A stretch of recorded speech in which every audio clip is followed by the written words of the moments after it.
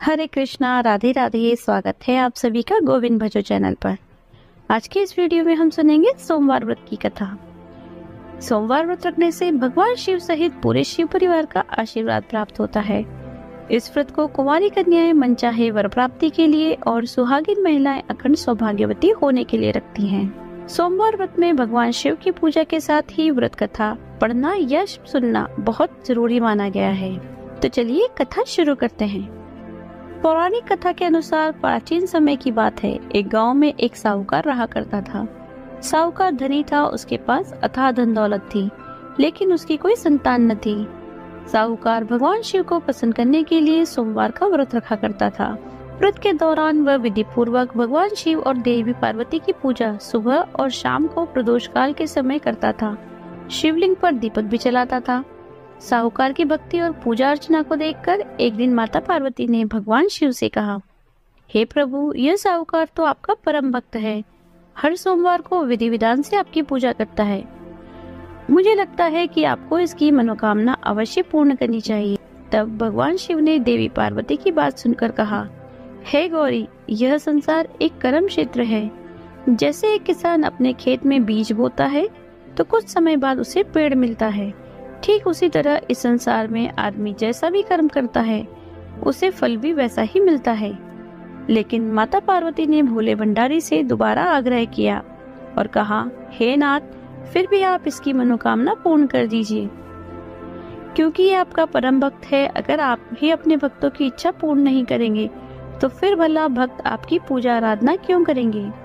माता पार्वती के इतना आग्रह करने पर भगवान शिव ने कहा, देवी, यह धनवान साहूकार है और इसका कोई भी पुत्र नहीं है, इसलिए यह सदैव चिंतित रहता है। हालांकि इसके भाग्य में कोई संतान का योग नहीं है, परंतु आपके आग्रह पर मैं इसे पुत्र प्राप्ति का वरदान देता हूँ। लेकिन इसका पुत्र केवल 12 साल तक ही जीवित रहेगा। मैं इससे ज्यादा कुछ नहीं कर सकता। फिर एक रात भगवान शिव ने साहूकार को स्वप्न में दर्शन दिए और कहा कि उसे जल्द ही पुत्र की प्राप्ति होगी, लेकिन उसका पुत्र दीर्घायु नहीं होगा, बल्कि केवल 12 वर्ष तक ही जीवित रह पाएगा। यह बात सुनकर साहूकार ना तो प्रसन्न हुआ और ना ही ज्यादा दुखी हुआ। स्वप्न में सब कुछ जानने के बाद भी साहूकार ने पूजा अर्चना जारी रखी और कुछ दिनों बाद साहूकार की पत्नी गर्भवती हो गई। उसने एक सुंदर बालक को जन्म दिया। बालक के जन्म से घर पर हर्षोल्लास का माहौल था, लेकिन साहूकार खुश नहीं था, क्योंकि उसे पता था उसके बालक का जीवन केवल 12 वर्ष तक का ही है और उसने किसी को भी ये बात नहीं बताई थी। जब वह बालक 11 वर्ष का हुआ तो साहूकार की पत्नी ने बालक के विवाह की बात साहूकार से कही, लेकिन साहूकार ने इस बात से इनकार कर दिया और उसे शिक्षा के लिए काशी भेज दिया। साहूकार ने बालक के मामा को बुलाया और उन्हें पैसे देकर बालक के साथ काशी जाने का आदेश दिया। साहूकार ने मामा भांजे से कहा कि वह काशी जाते समय रास्ते में यज्ञ कराते हुए ब्राह्मणों को भोजन कराते हुए जाएं। दोनों मामा भांजे ने ऐसा ही किया। काशी जाते समय जिस रास्ते से मामा भांजे गुजर रहे थे, वहाँ का राजा अपनी पुत्री का विवाह एक ऐसे राजकुमार से करवा रहा था जो काना था। उधर दूल्हे का पिता इस बात से चिंतित था कि अगर दुल्हन पक्ष को पता चल गया तो राजकुमारी विवाह के लिए मना कर देगी। इसलिए उसने जब साहूकार के पुत्र को देखा तो उसने सोचा कि मैं अपने बालक की जगह तोरण के समय इस बालक को बिठा दूंगा और दुल्हन पक्ष वालों को पता भी नहीं चलेगा। दूल्हे के पिता ने साहूकार के पुत्र को इस बात के लिए तैयार कर लिया और बालक तैयार भी हो गया। इस तरह उस बालक ने दूल्हे के कपड़े पहन लिए और घोड़ी पर चढ़कर तोरण की रस्म पूरी की। तोरण के बाद जब फेरों की बारी आई तो दूल्हे के पिता ने फिर साहूकार के पुत्र से अनुरोध किया कि वह दुल्हन के साथ फेरे भी ले ले, ताकि विवाह संपन्न हो सके और यह बात छुपी रहे। मामा भी राजी हो गए। विवाह समारोह भी संपन्न हो गया। विवाह संपन्न होने के बाद मामा भांजा काशी के लिए प्रस्थान कर गए, परंतु साहूकार के पुत्र ने दुल्हन के कपड़ों पर लिख दिया कि तुम्हारा विवाह तो मुझसे हुआ है, लेकिन तुम जिसके साथ विदा की जाओगी वह एक आंख वाला राजकुमार है। मैं काशी शिक्षा ग्रहण करने जा रहा हूँ। जब राजकुमारी ने यह बात पढ़ी तो उसने राजकुमार के साथ जाने से इनकार कर दिया। अपने पिता से कहा, यह मेरा पति नहीं है, मेरे पति शिक्षा ग्रहण करने काशी गए हुए हैं। जब सब जगह ये बात फैल गई तो मजबूरी में दूल्हे के पिता ने सारी बात बता दी और दुल्हन के पिता ने फिर बेटी को भेजने से इनकार कर दिया। इधर मामा भांजे दोनों काशी पहुंच गए और बालक शिक्षा ग्रहण करने लगा। तब मामा ने यज्ञ करना शुरू कर दिया। जब साहूकार का पुत्र 12 वर्ष का हुआ तब उसने एक दिन अपने मामा से कहा कि उसकी तबीयत ठीक नहीं है और वह सोने जा रहा है। साहूकार का पुत्र अंदर सोने के लिए कमरे में गया तो उसकी मृत्यु हो गई।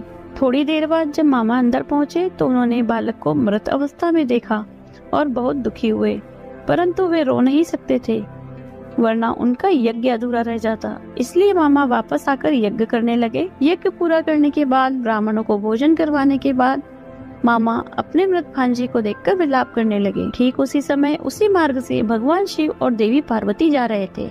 माता पार्वती ने किसी के रोने की आवाज सुनी तो भगवान शिव से कहने लगी, हे प्रभु, कोई मनुष्य रो रहा है, चलिए उसके दुख को दूर करते हैं।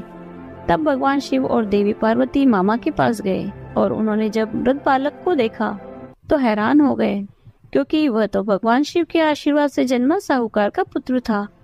माता पार्वती ने कहा, हे नाथ, यह तो साहूकार का पुत्र है जिसे आपने केवल 12 वर्ष तक ही जीवन जीने का वरदान दिया था। इसलिए आज 12 वर्ष की आयु पूरी होने पर वह मृत्युलोक को चला गया। देवी पार्वती ने मृत बालक को देखा तो उन्हें दया आ गई और भगवान शिव से हाथ जोड़कर विनती करने लगी, हे प्रभु, बस आप एक बार इस बालक को जीवन दान दे दीजिए, वरना इसके माता पिता जीते जी मर जाएंगे। माता पार्वती के कई बार आग्रह करने पर भगवान शिव ने उनकी बात मान ली और उस बालक को जीवन दान दे दिया। साहूकार का पुत्र जीवित हो गया। मामा भांजे अपने घर की ओर प्रस्थान कर गए। रास्ते में साहूकार का पुत्र उसी शहर से गुजरा जहाँ उसका विवाह हुआ था। दुल्हन के पिता ने बालक को पहचान लिया और मामा भांजे को लेकर महल में आ गए। दुल्हन के पिता ने एक समारोह किया और अपनी पुत्री को धूमधाम से साहूकार के पुत्र के साथ भेज दिया। उधर जब साहूकार का बालक अपनी पत्नी के साथ घर पहुंचा तो उसके माता पिता अंदर कमरे में बंद होकर बैठे थे। वे सोच रहे थे कि अगर उनका पुत्र सही सलामत वापस नहीं लौटा तो वे भूख प्यास से अपनी जान दे देंगे। तभी बालक के मामा ने कमरे के बाहर आकर उन्हें बताया कि उनका पुत्र जीवित है और विवाह करके वापस आया है। साहूकार ने बालक को जीवित देखा तो खुशी से उसका स्वागत किया और साहूकार का परिवार इस प्रकार खुशी खुशी जीवन व्यतीत करने लगा। यह सब भगवान शिव की कृपा और सोमवार व्रत का ही प्रभाव था कि साहूकार का पुत्र अल्पायु होने के बाद भी दीर्घायु को प्राप्त हुआ। इस प्रकार जो भी भक्त सच्चे मन से भगवान शिव की पूजा करके आज के दिन इस कथा को पढ़ते अथवा सुनते हैं, भगवान शिव उनके सभी दुख दूर करते हैं। इस कहानी को पढ़ने वाले, सुनने वाले, हुंकारा भरने वाले सभी की मनोकामना पूर्ण करते हैं। बोलिए शिव शंकर भगवान की जय, माता पार्वती की जय। ऐसी समाधि लगाई रे मेरा भोला न जागे, ऐसी समाधि लगाई रे मेरा भोला न जागे, भोला न जागे शिव शंकर न जागे, भोला न जागे शिव शंकर न जागे, ऐसी समाधि लगाई रे मेरा भोला न जागे। गंगा जगावे और यमुना जगावे, गंगा जगावे और यमुना जगावे, सरयू ने धारा बहाई रे मेरा भोला न जागे, सरयू ने धारा बहाई रे मेरा भोला न जागे, ऐसी समाधि लगाई रे मेरा भोला न जागे।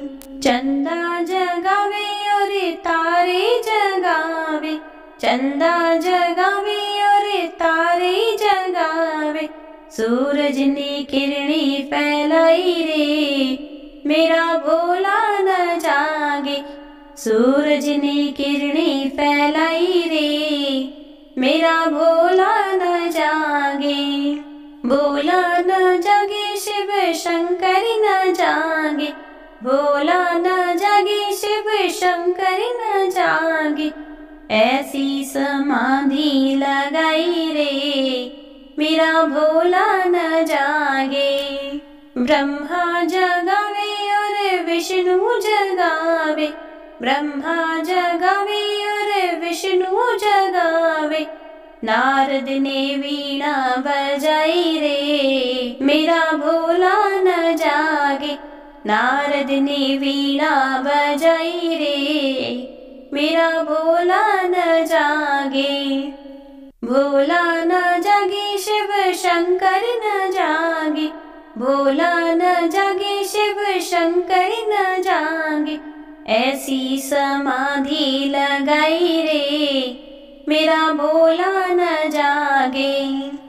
राम जगावे और लक्ष्मण जगावे, राम जगावे और लक्ष्मण जगावे। हनुमत ने चुटकी बजाई रे, मेरा भोला न जागे। हनुमत ने चुटकी बजाई रे, मेरा भोला न जागे। भोला न जागे शिव शंकर न जागे, भोला न जागे शिव शंकर न जागे। ऐसी समाधि लगाई रे, मेरा भोला न जागे। राधा जगावे और रुक्मणी जगावे, राधा जगावे और रुक्मणी जगावे। मोहन ने बंसी बजाई रे, मेरा भोला न जागे। मोहन ने बंसी बजाई रे, मेरा भोला न जागे। भोला न जागे शिव शंकर न जागे, भोला न जागे शिव शंकर न जागे। ऐसी समाधि लगाई रे, मेरा भोला न जागे। भक्त जगावे और संत जगावे, भक्त जगावे और संत जगावे। सखियों ने राम धुनी गाई रे, मेरा भोला न जागे। सखियों ने राम धुनी गाई रे, मेरा भोला न जागे।